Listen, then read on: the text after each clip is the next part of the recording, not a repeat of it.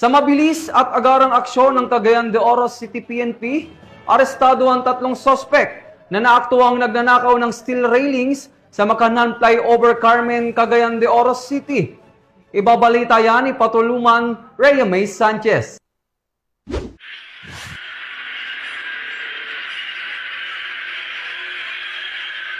Huli sa akto ang 3 lalaki habang binabaklas ang steel railings sa flyover ng Makanhan, Carmen, Cagayan de Oro City nitong Oktubre 2 taong kasalukuyan. Ayon sa investigasyon ng Cagayan de Oro City PNP, nakatanggap ng sumbong ang Police Station 4 Carmen mula sa mga gawa ng nasabing lugar kung saan nawawala ang mga kagamitan at mga materyalis na abot sa mahigit kumulang 300,000 pesos. Agad naman numispondi ang otoridad at nagsagawa ng hot pursuit operation kung saan matagumpay na nahuli ang mga suspect at nakuha sa kanila ang 42 piraso ng aluminum pipes. Agad naman dinala ang mga suspect sa Maharlika Detention Cell upang ihanda ang kasong isasampa sa kanila. Ang pagkakahuli sa mga suspect ay bunga ng mabilis at maagap na aksyon ng Cagayan de Oro City PNP sa ilalim ng pamumuno ni Police Colonel Gerardo D. Olanday, Acting Director ng Cagayan de Oro City Police Office. Hinihikayat din namin ang ating mga kababayan na manatiling mapagmatyag